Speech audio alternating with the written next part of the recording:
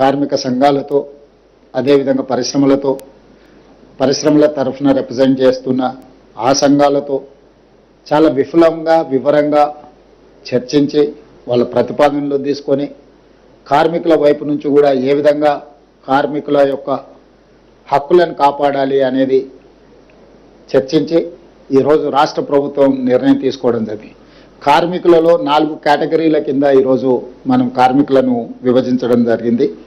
Unskilled, semi skilled, skilled, highly skilled. అంటే కార్మికులలో 4 రకాల విభాగాలుగా విభజించడం జరిగింది. ఆ 4 రకాల విభాగాలలో కనీస వేతనాలు ఏ విధంగా అమలు చేయాలి, కనీస వేతనాలను అమలు చేయడం ద్వారా ఈ కార్మికులకు ఏ రకంగా ప్రయోజనం చేకూరుతుందో చాలా వివరంగా మేము విశ్లేషించి వాటి మీద నిర్ణయం తీసుకోవడం జరిగింది. అదేవిధంగా గతంలో అర్బన్ అండ్ రూరల్ 2 జోన్లు ఉండేది, కానీ ఈసారి 3 జోన్లుగా జోన్లను కూడా విభజించినాం.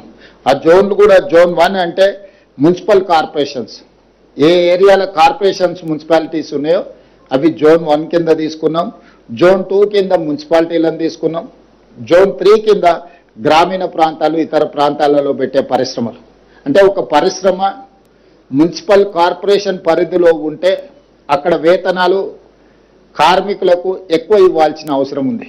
ఎందుకంటే అక్కడ ఇంటి రెంట్ కానీ, నిత్యావసర వస్తువులు కానీ, ద్రవ్యోల్బణం కానీ వీటి ప్రభావం ఎక్కువగా ఉంటుంది. అదేవిధంగా మున్సిపాలిటీలో ఉన్నప్పుడు వాటికంటే కొంచెం తక్కువగా, గ్రామీణ ప్రాంతాల్లో ఉన్నప్పుడు ఇంకొంచెం తక్కువగా 3 రకాల జోన్లలో 4 రకాల కేటగిరీ కార్మికులను విభజించి స్పష్టంగా ఈరోజు ప్రభుత్వం నిర్ణయం తీసుకోవడం జరిగింది. అన్స్కిల్డ్ 12,750 రూపాయలు ఉంటే ఈరోజు మనం 16,000 రూపాయలకు జోన్ 1లో పెంచడం జరిగింది. అదేవిధంగా సెమీ స్కిల్డ్ 13,592 రూపాయలు ఉంటే దాన్ని ఇప్పుడు 17,000 రూపాయలకు పెంచడం జరిగింది.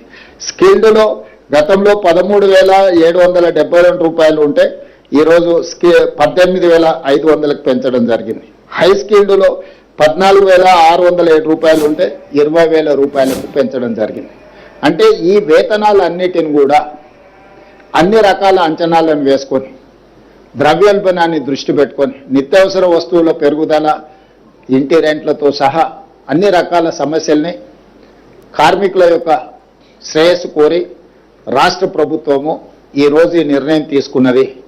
ఈ నిర్ణయం ద్వారా 1,11,00,000 మంది కార్మికులకు ప్రయోజనం చేకూరుతుంది. ఇది కార్మికులకు ఒక మంచి శుభవార్త.